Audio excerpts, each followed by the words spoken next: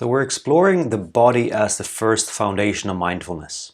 And we've already gone into some detail about how the body can serve as a gateway into presence, and how the breath is the starting point, and how that is the way that we begin to enter into the contemplation of the body. So in this frame, we'll continue our exploration of how to bring mindfulness to the body. And as we'll see, this is foundational. Because if we exclude the body, if we bypass the body, it is going to be impossible to live our lives mindfully. But bringing mindfulness to the realm of the body, it turns out to be not so easy to do. And you may reflect on this for yourself. How often during the day do you find yourself being fully in the body? The mind and the body fully aligned here in the present moment with a feeling of presence and embodiment. And why is that? And this can be a helpful question to inquire into. What is between me and my body?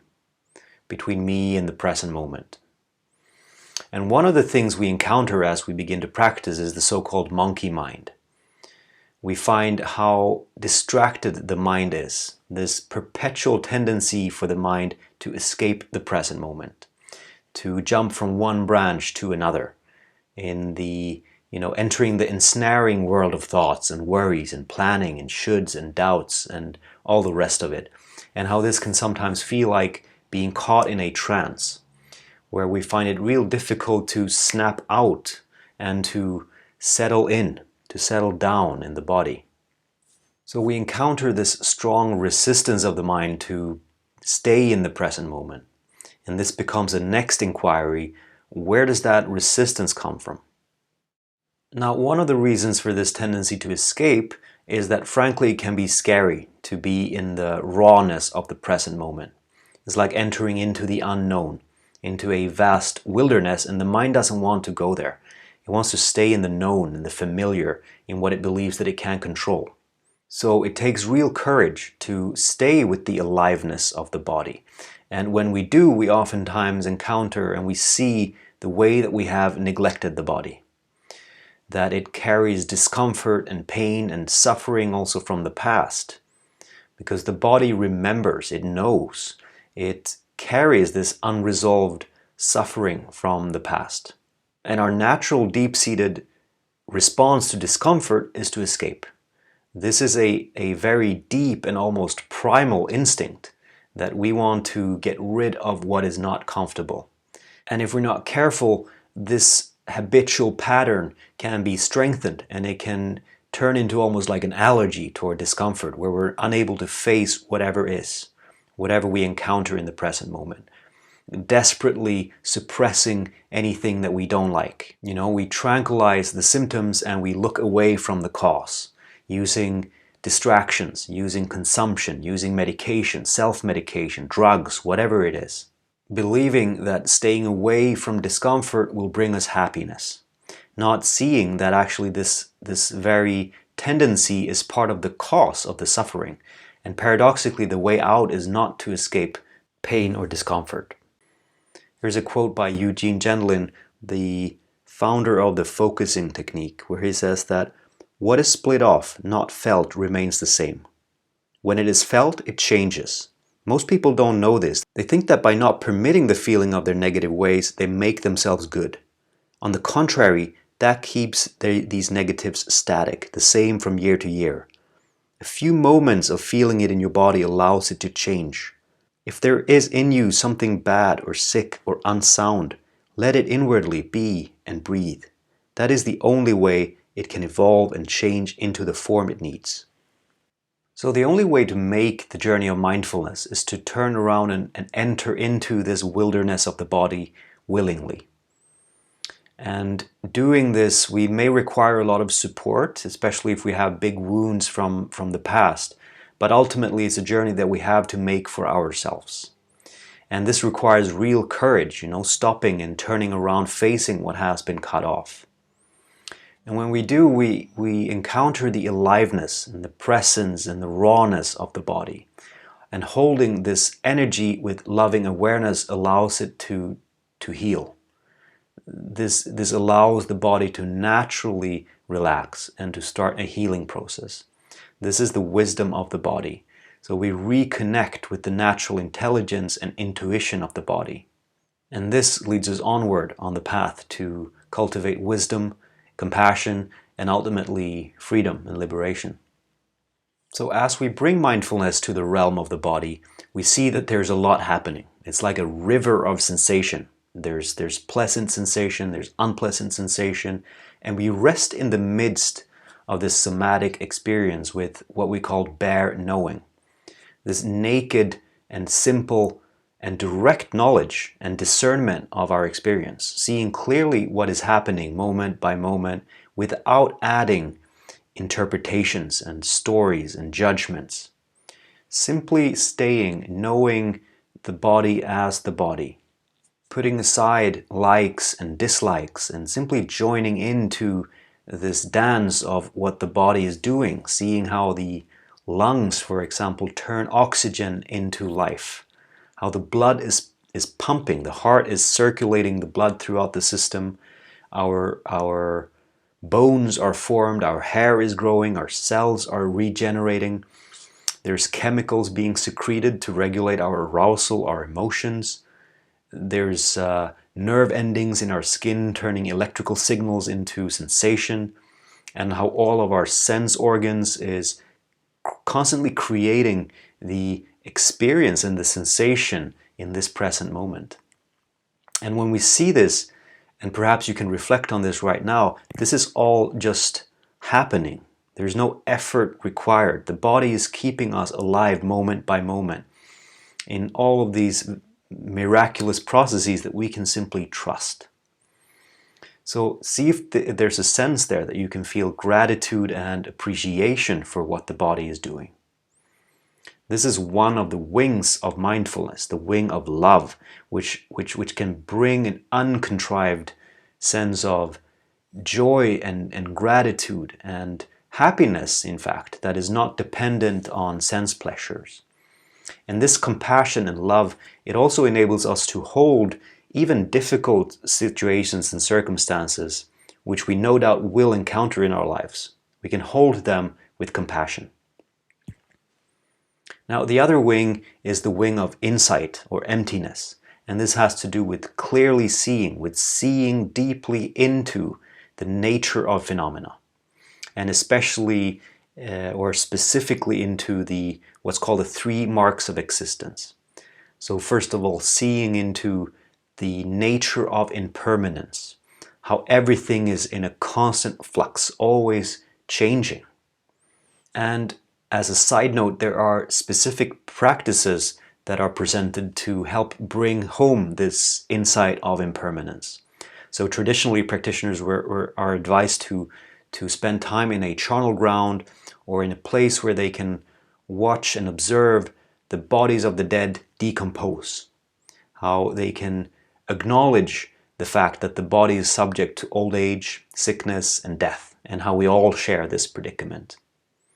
And from a Western standpoint, this may seem like a morbid thing to do, like a very dark practice, because we are largely cut off from the dying process. It's almost like a taboo. We don't look at this very natural part of the living life cycle, right? The death. And actually acknowledging and coming to terms with this reality, this truth, can actually serve us in our lives. It can bring about a sense of this precious human birth and a cause of celebration and gratitude and joy in our lives. So when we realize this truth of impermanence, we can see clearly also the second mark of existence, which is that these temporary and fleeting experiences of pleasure can't bring lasting happiness. We can't rely on these pleasures for long-term satisfaction. So there's nothing wrong with pleasure, but it's not the source of real happiness. And so this leads to the third mark of existence, which is seeing clearly the empty nature of phenomena.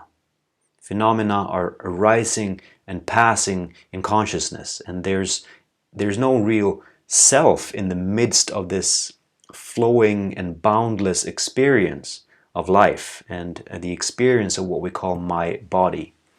So this can be a real experience of boundlessness and freedom, of realizing emptiness. And so we could say that emptiness and love are the two wings, or they're two sides of the same coin. And so in this way, mindfulness of the body is a way to cultivate insight, wisdom, and compassion. And it's a way that ultimately leads us toward freedom and liberation. So the Buddha laid out several practices and contemplations to help build this first foundation of mindfulness. And so we've already talked in some detail about mindfulness of breathing, and we mentioned the contemplations of impermanence and the cultivation of insight and wisdom and compassion. Another one is reflecting on the various parts of the body.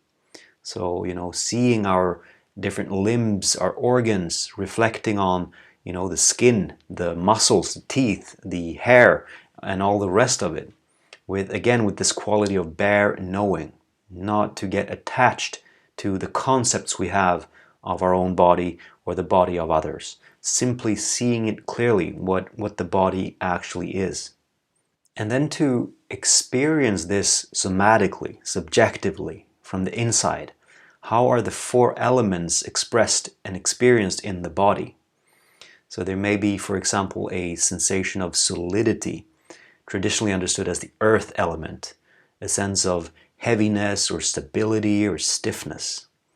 Or there may be a sense of fluidity in the body, a sense of the water element, like a flow sensation or a sense of this quality of holding together. Or perhaps there's temperature, there's cold, there's heat, there could be digestive heat or sexual energy. This is the fire element. And then also a sensation of movement, for example, expansion, contraction, movement, like the breath, for example, or a sense of lightness. And these are examples of how the air element is expressed and experienced in the body. So mindfulness of the body, as we see, clearly extends beyond the meditation cushion. It's something that we bring into life, whether we're standing, sitting, walking, lying down, standing in a line somewhere, talking to someone, eating, going to the bathroom. We bring this quality of mindfulness into the everyday life, and we find continuity of this quality of mindfulness. And in this way, by making this a way of being in the world, we get a chance to also reflect on the intentions of our actions. So often we're rushing and jumping to action, acting out of habit or automatic responses to events, but actually mindfully being able to reflect on what is my motivation with this action. We can clearly see and discern what is skillful and what is not so skillful, what leads to happiness, what leads to actually suffering in the long term. So stopping and reflecting, and this has to do actually with morals, moral behavior. In Buddhism, this is called sila. This is one of the 3 sections on the Noble Eightfold Path. And this can be summarized as not like you should do this, you shouldn't do that, but it just comes from an insight of what actually brings happiness and joy and what leads to suffering ultimately. So it's a type of commitment to a way of living that is non-violent, that brings as little harm as possible. So in this way also mindfulness of the body is a cultivation of moral behavior and wise action. So this means also that not only do we become aware of our own body internally, but we also become aware of the bodies of others externally, and how when we bring mindfulness to our interactions, being mindful both internally and externally, we start seeing how we affect each other. We start seeing the truth of our interconnection. And we know now through mirror neurons how our nervous systems actually coordinate and attune and affect each other.